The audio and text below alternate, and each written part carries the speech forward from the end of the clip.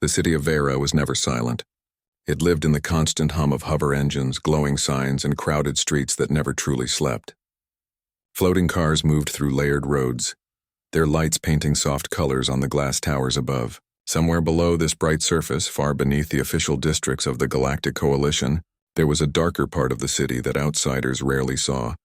In this hidden place, a young human diplomat named Avery Cole was led down a long hallway. He walked between two tall guards. Their steps echoed in the narrow corridor. Avery didn't speak, but his mind was busy. He had been in dangerous rooms before. He had faced tense talks with powerful alien factions, but this time felt different. The air was heavier. At the end of the hallway stood a large door made of black steel. It opened with a soft hiss. Inside, warm golden light spilled over a wide room with long curtains and strange glowing fish swimming in clear tanks that hung in the air. A round table sat in the center. A tall, broad figure was seated there, the alien known only as Rovan, a powerful Mafia boss in Vera's underworld. Rovan was famous for his calm face. His pale blue skin had lines like carved stone, and his golden eyes never seemed to blink. He wore a long coat of dark fabric, and small lights ran along its collar. Everything about him was quiet and controlled, which made him even more dangerous. As Avery entered, Rovan lifted his head slowly. His voice came out smooth and cold.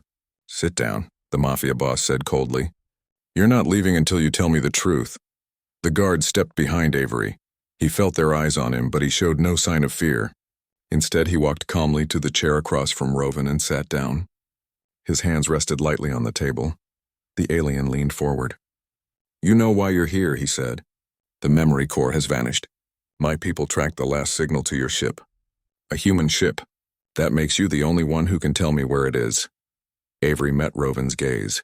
"You seem very sure about that," he said softly. Rovan gave a short, humorless laugh. "I don't need to be sure. I just need answers, and I will get them one way or another." Avery tilted his head, studying the alien in front of him. He had learned long ago that fear wasn't useful in rooms like this. Calm was power, and power was what kept you alive. A long moment passed. The sound of distant engines filled the silence. Finally, Avery spoke. "Let me tell you something about the core," he said. "It's not something you can hold in your hands. It's not a simple tool. It chooses who it connects with. If someone took it, it wasn't by force. It was because the core allowed it." Rovan's golden eyes narrowed slightly. "I don't need stories," he said. "I need facts." "And facts," Avery replied, "are not always what you want them to be." The alien's jaw tightened. For a second, the golden lights on his coat flickered. It was a tiny sign, a small crack in his calm face. Avery noticed it immediately. He leaned back in his chair, giving a small, almost polite smile. The core was a mystery that many alien groups desired. It was said to be the most advanced artificial intelligence ever created, not by any alien empire, but by humans. It could connect to galactic communication networks, control information flow, and even protect entire fleets.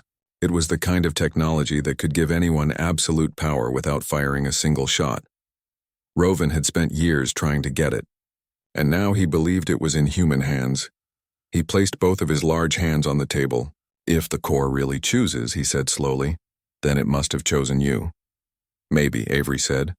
"Or maybe it chose someone else. Maybe it's already somewhere you can't reach." The air in the room seemed to cool. The glowing fish in the tanks floated slowly, unaware of the tension growing between the two figures at the table. Rovan leaned closer, lowering his voice. "Do you know what happens when someone stands between me and what I want?" Avery met his gaze again, unshaken. They usually overestimate how much power they actually have. The alien stared at him for several seconds. He expected fear. He expected Avery to break, to rush into explanations. But Avery remained calm. That was when Rovan understood something. This human wasn't here by accident. Meanwhile, outside the room, Rovan's assistant, a smaller alien with silver skin and long antennae, was monitoring signals. A strange, soft pulse was moving through the building's network. It was too quiet to detect with normal scanners, but it was there, unseen, controlled. Inside the room, Avery crossed one leg over the other. His voice was calm and clear. "You think you hold the only cards," he said, "but that's not true." "Not today." Rovan tilted his head. "What are you talking about?" Avery gave a small, almost amused smile. You built this entire network on control. You built this empire on fear. But humans, we don't need to control everything to win. We just need to understand where to push. The alien mafia boss didn't like not understanding. He could feel something shifting. The silence wasn't working in his favor anymore. You're playing a dangerous game, Rovan said. Games, Avery said softly, are only dangerous if you don't know the rules. In another part of the building, hidden within the structure itself, a network of micro-drones Avery had released earlier was moving quietly. They were no bigger than a grain of rice, and they were not built for violence. They were built for control, to block signals, to confuse scanners, and to lock doors without anyone noticing.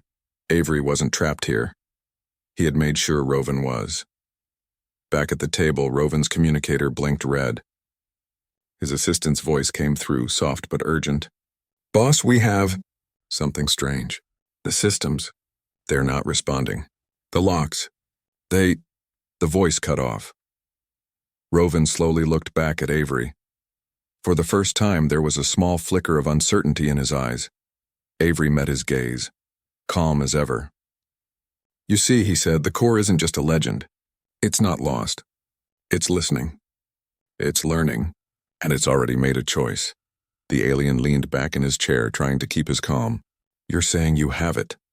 I'm saying, Avery replied, it has me. The glowing tanks reflected in Rovan's golden eyes.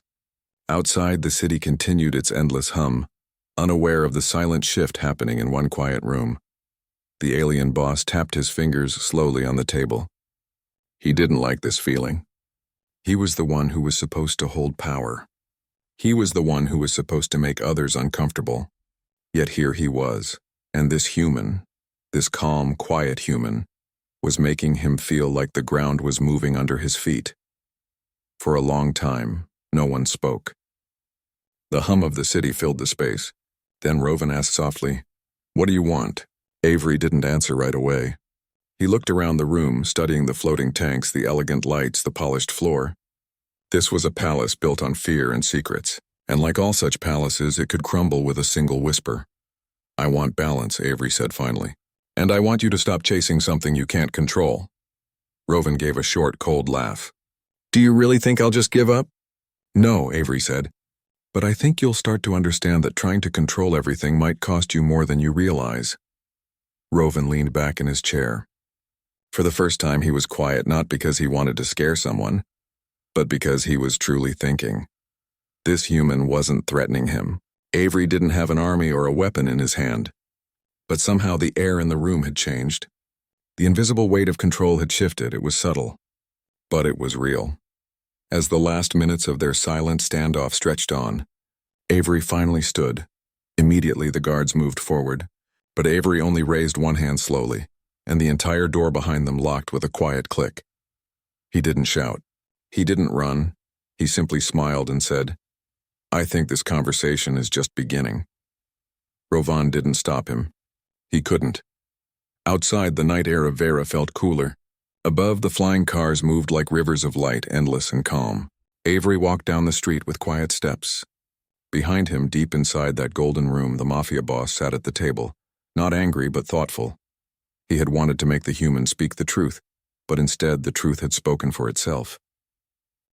The night air of Vera was calm, but beneath its soft lights, the city was never truly still. Avery Cole walked slowly along the glowing street, his mind steady even as quiet signals moved through invisible networks around him.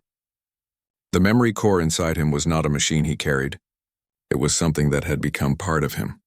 It spoke in pulses of thought, calm, measured, and always listening. Far behind him, in the golden room of the Mafia boss, Rovan sat alone.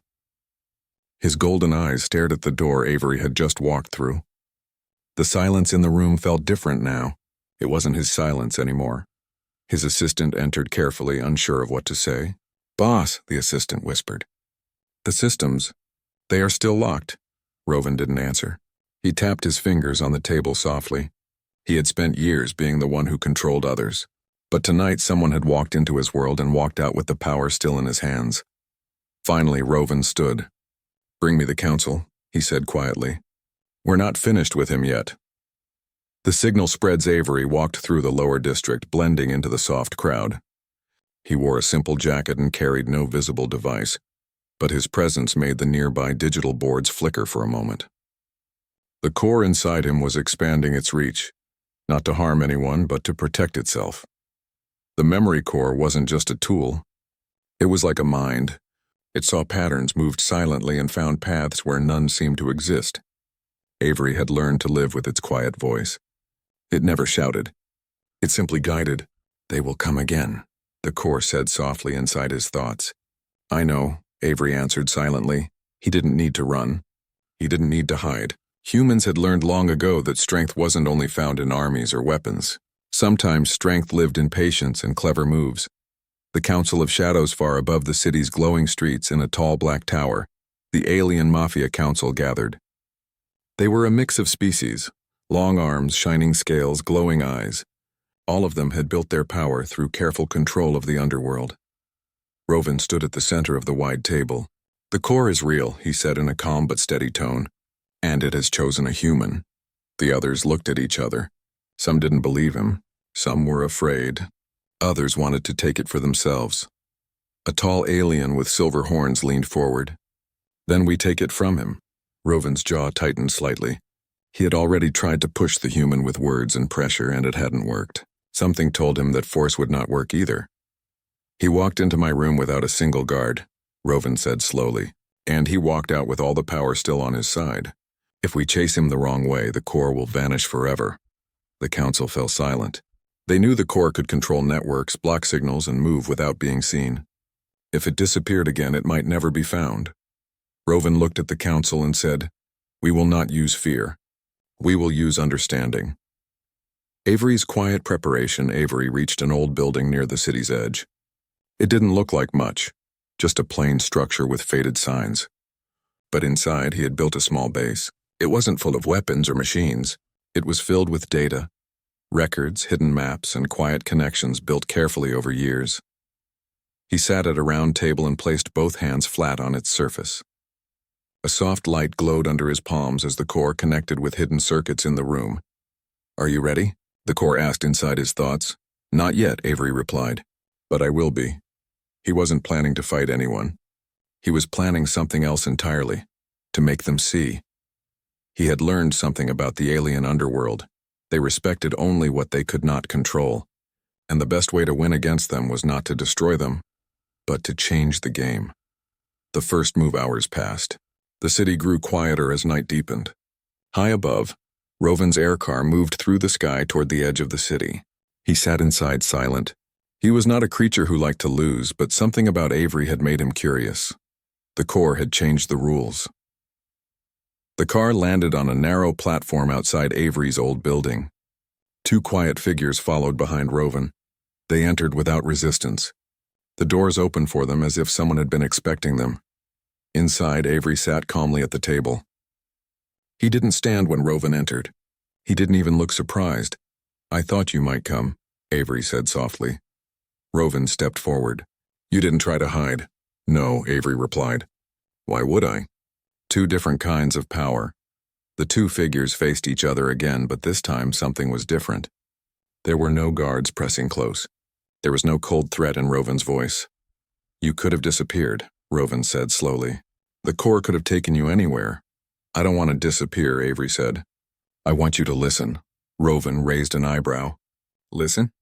"Yes," Avery replied. "All of you want the core because you think it can make you stronger. You want control over everything. But the core doesn't work like that. It doesn't give power to those who try to own it. It gives power to those who understand it." The core's soft pulse filled the room, though only Avery could feel it.